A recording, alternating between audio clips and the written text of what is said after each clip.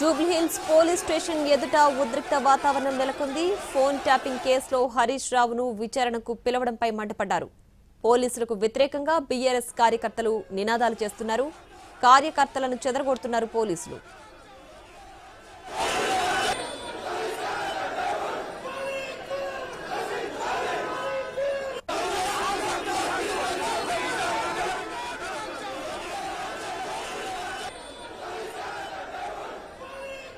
మరోవైపు తెలంగాణ భవన్ నుంచి Jubilee Hills police station కు బయలుదేరారు బీఆర్ఎస్ ఎమ్మెల్యేలు వేముల ప్రశాంత్ రెడ్డి, కౌశిక్ రెడ్డి, డాక్టర్ సంజయ్.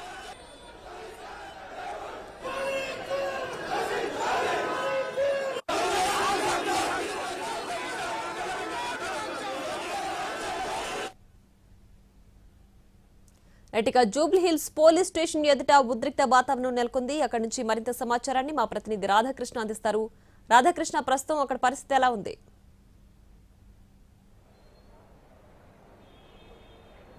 ప్రియా, ఒక్కసారిగా పరిస్థితి అంతా కూడా మారిపోయింది. పోలీస్ స్టేషన్ దగ్గర హరీష్ రావు బయటికి వస్తున్నాడనే విషయం తెలిసిన తర్వాత కార్యకర్తలందరూ ఒక్కసారిగా పోలీస్ స్టేషన్ దగ్గరికి చేరుకోవడం జరిగింది. పోలీసులు ఏర్పాటు చేసిన బారికేడ్లను కూడా తొలగించేందుకు ప్రయత్నం చేశారు.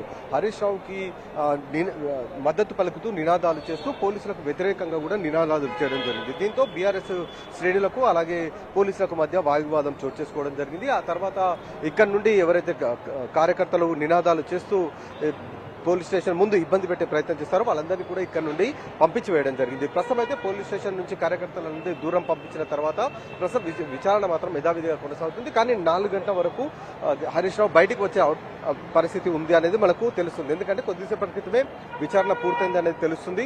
దానికి సంబంధించిన ఫార్మాలిటీస్ ప్రస్తుతం కొనసాగుతున్నాయి. ఈ ఫార్మాలిటీస్ అన్ని పూర్తయిపోయిన తర్వాత హరీష్ రావు 4 గంటల తర్వాత బయటికి వస్తాడనేది కూడా మనకు తెలుస్తుంది. దానికి సంబంధించిన ఏర్పాట్లు అయితే ఒకవైపు కనబడుతున్నాయి. బయట కూడా దానికి సంబంధించి హరీష్ రావుకు సంబంధించిన సెక్యూరిటీ గన్మెన్స్ ఎవరైతే ఉంటారో వాళ్ళందరూ కూడా రెడీగా ఉన్నారు. మిగతా కార్యకర్తలను మాత్రం అందరినీ ఇక్కడ నుండి మాత్రం పంపించేసేవారు. పోలీసులు మాత్రమే ప్రస్తుతం గేటు దగ్గర ఉన్నారు. దాదాపు 4.5 గంటల పాటు హరీష్ రావు నుంచి స్టేట్మెంట్స్ అయితే రికార్డు చేయడం జరిగింది. ప్రధానంగా ఈ పంజాగుట్టలో మార్చి 2024లో నమోదైన కేసుకు సంబంధించిన అంశంలో విచారణలో భాగంగా అలాగే కొంతమంది అరెస్ట్ అయిన నిందితులు ఇచ్చిన స్టేట్మెంట్లలో వచ్చిన అంశాల ఆధారంగా ఈ విచారణ అనేది ప్రస్తుతం హరీష్ రావుకు సంబంధించిన దాంట్లో కొనసాగుతుంది. ఇందులో భాగంగానే హరీష్ రావుని నిన్న రాత్రి 9 గంటలకు అతని ఇంట్లో నోటీసులు ఇవ్వడానికి పోలీసులు వెళ్లారు. ఆ తర్వాత ఉదయం 11 గంటలకు రావాలంటూ కూడా నోటీసులు పేర్కొనడం జరిగింది. అడ్వకేట్స్ మాత్రం ఈ నోటీస్ పైన అప్పీల్కి వెళ్దాము, టైం అడుగుదామని చెప్పి కోరినప్పటికీ తాను ఏ తప్పు చేయలేదు కాబట్టి తాను వచ్చి విచారణకు హాజరవుతానని హరీష్ రావు చెప్పడం జరిగింది. అందులో భాగంగానే 10:45కు సిట్ కార్యాలయానికి హరీష్ రావు చేరుకున్నారు. ఆ తర్వాత అడ్వకేట్స్ కూడా లోపలికి వెళ్లేందుకు ప్రయత్నం చేశారు. కానీ అడ్వకేట్స్ కి అనుమతి లేదు, కేవలం హరీష్ రావు ఒక్కరికి అనుమతి ఉందని చెప్పడంతో హరీష్ రావు ఒక్కడు మాత్రమే లోపలికి అయితే వెళ్లాడు. హరీష్ రావుతో పాటు అడ్వకేట్స్ మాత్రం లోపలికి అనుమతించలేదు. 160 CRPC కింద నోటీసులు ఇచ్చారు కాబట్టి కేవలం స్టేట్మెంట్ మాత్రమే రికార్డ్ చేస్తారు.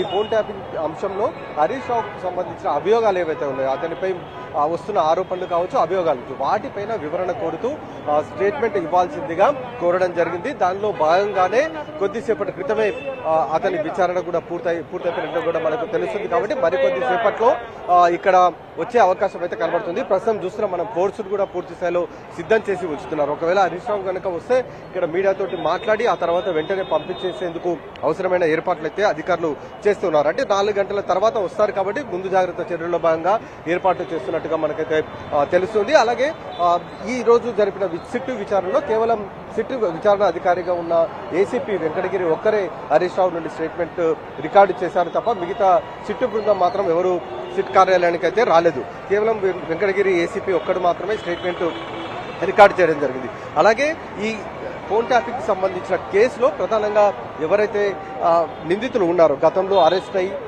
తర్వాత బెయిల్పై బయటికి వచ్చిన నిందితులు ఉన్నారు వాళ్ళు విచారణలో భాగంగా ఇచ్చిన స్టేట్మెంట్లు అలాగే ఈ కేసులో మెయిన్గా ప్రభాకర్ రావు సంబంధించిన విచారణలో భాగంగా హరీష్ రావు పేరు రావడంతో ఎందుకు హరీష్ రావు ప్రభాకర్ రావు సంబంధించిన ఫోన్లు ఎక్కువగా మాట్లాడుకున్నారు వీళ్ళిద్దరూ. అలాగే హరీష్ రావు కొన్ని నెంబర్లు ఇచ్చారని చెప్తున్నారు. కాబట్టి ఈ నెంబర్లు ఎవరు చెప్తే ఇచ్చారు, అసలు ఈ నెంబర్లు ఎవరివి, ఏ విధంగా ఇదంతా కూడా ట్యాపింగ్ జరిగింది అనేది వివరాలు తెలుసుకునేందుకు మాత్రమే. అంటే ఇక్కడ మనం చూడొచ్చు, ఇక్కడ కూడా నిందితుల లిస్టులో హరీష్ రావు పేరు మాత్రం లేనట్టుగానే మనకు తెలుస్తుంది. కేవలం ఎందుకంటే 160 CRPC అనేది సాక్షిగా వాంగ్మూలం రికార్డు చేయడానికి మాత్రమే పిలుస్తారు. కాబట్టి ఈ కేసులో అదే అంశం మనకు కనబడుతూ ఉంది. 160 CRPC కిందనే హరీష్ రావుకి నోటీసులు ఇచ్చారు కాబట్టి అదే నోటీసు కిందనే ప్రస్తుతం అయితే హరీష్ రావు నుంచి స్టేట్మెంట్ రికార్డు చేశారు. దాదాపు 4.5 గంటల పాటు హరీష్ రావుకు సంబంధించిన స్టేట్మెంట్ అయితే రికార్డు చేయడం జరిగింది. సిట్ అధికారులు 4 గంటల తర్వాత బయటికి వస్తారు హరీష్ రావు. దానికి సంబంధించిన ఏర్పాట్లు అయితే ప్రస్తుతం బయట చేస్తున్నారు. ప్రియా, రాధాకృష్ణ, అయితే సరిగ్గా మాజీ మంత్రి హరీష్ రావు ఎన్ని గంటలకి బయటకు వచ్చే అవకాశం ఉంది? విచారణ కంప్లీట్ అయిపోయినట్లేనా ఇప్పుడు?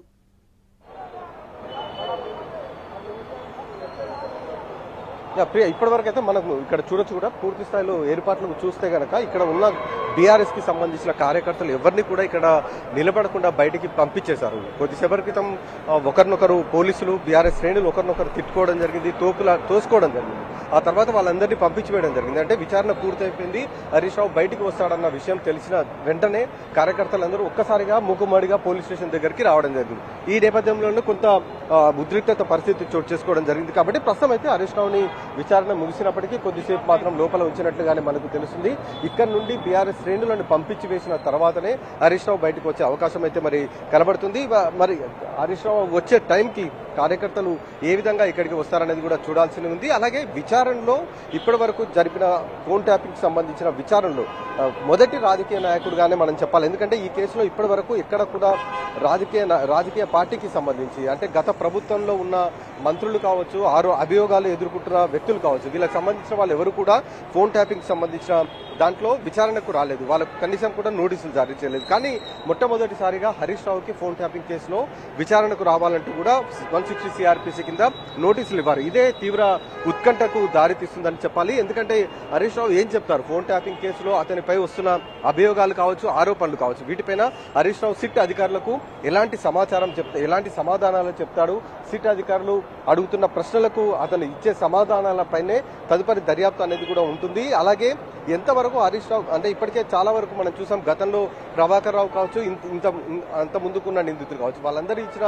స్టేట్మెంట్లలో కూడా చాలా వరకు గత ప్రభుత్వానికి సంబంధించిన పెద్దల పేర్లే వినపడుతూ రావడం జరిగింది. కాబట్టి ఇందులో అతని ప్రమేయం ఎంతవరకు ఉందో అన్న దానికి సంబంధించిన దాంట్లో సిట్ అధికారులకు అడిగే ప్రశ్నలకు హరీష్ రావు ఎలాంటి సమాధానాలు చెప్తున్నారనేదే ఉత్కంఠత ప్రస్తుతం కొనసాగుతుంది. అలాగే కార్యకర్తల్లో బయట ఉన్న వాళ్ళలో కూడా ఇదే విషయం మనకు చాలా స్పష్టంగా కనబడుతుంది. ప్రియా, రాధాకృష్ణ, అయితే విచారణ దాదాపు 4.5 గంటల పాటు కొనసాగింది కదా, మరి హరీష్ రావు తరపు లాయర్ ఏం చెప్తున్నారు విచారణకు సంబంధించి?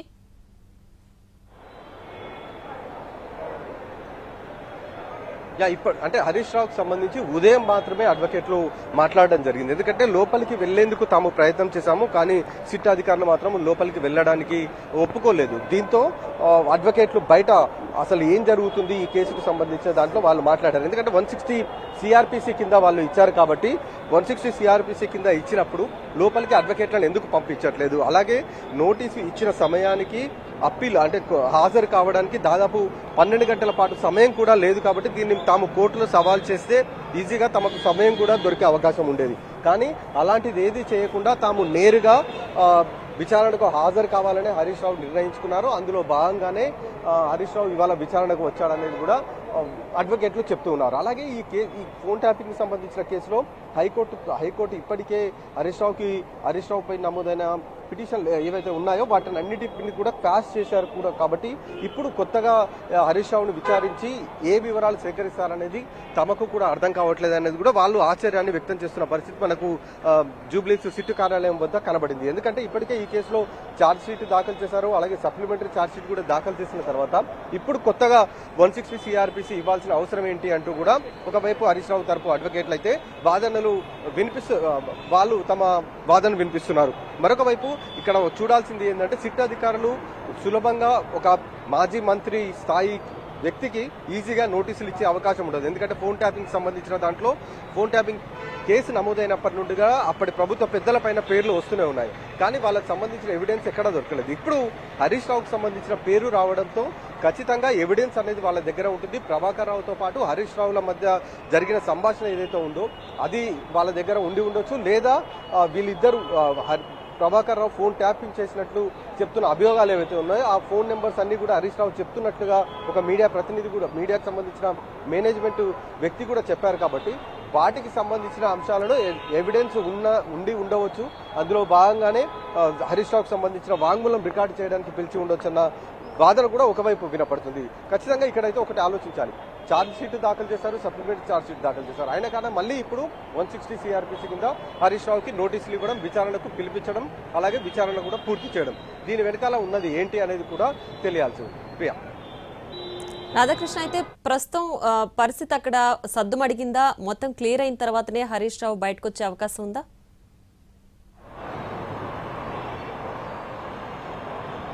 ఖచ్చితంగా ఇప్పుడు మనం చూడవచ్చు, చుట్టూ కూడా ఎక్కడ మిగతా వాళ్ళు ఎవరు లేరు. కేవలం మీడియా ప్లస్ పోలీసులు మాత్రమే ఇక్కడ మనకు కనబడుతున్నారు. మిగతా బయటి వ్యక్తుల్ని మాత్రం ఎవరిని ఇక్కడ పోలీస్ స్టేషన్ వద్ద మాత్రం నిలబడే ఉంచడం లేదు. వాళ్ళందరినీ కూడా ఇక్కడ నుండి పంపించి వేస్తున్నారు. మీడియా ప్రతినిధులు ఉంటే వాళ్ళ ఐడి కార్డు చూస్తున్నారు, కొత్త వ్యక్తులు వస్తే మాత్రం వాళ్ళందరినీ ఇక్కడ నుండి పంపించి వేస్తున్నారు. ఎందుకంటే కొద్దిసేపటి క్రితమే కొంత తోపులాట జరగడం, ఉద్రిక్తత పరిస్థితి చోటు చేసుకోవడంతో ఈ పరిస్థితి చేయి దాటిపోయే పరిస్థితి ఉంది అన్న నేపథ్యంలో వాళ్ళందరినీ కూడా ఇక్కడ నుండి మాత్రం పంపించి వేయడం జరిగింది. మళ్ళీ ఇప్పుడు మనం చూడొచ్చు, ఇప్పుడిప్పుడే కొద్దిమంది కార్యకర్తలు మళ్ళీ చేరుకుంటున్నారు. అంటే హరీష్ రావు వస్తారన్న విషయం తెలిసిన తర్వాత మళ్ళీ చేరుకుంటారు. వస్తే మాత్రం ఇబ్బందికర పరిస్థితి అయితే మనకు కనబడుతుంది. ఎందుకంటే కార్యకర్తలు పోలీసులకు మధ్య తోపులాట జరిగే అవకాశం కూడా కనబడుతుంది. Right Radhakrishna, thanks for the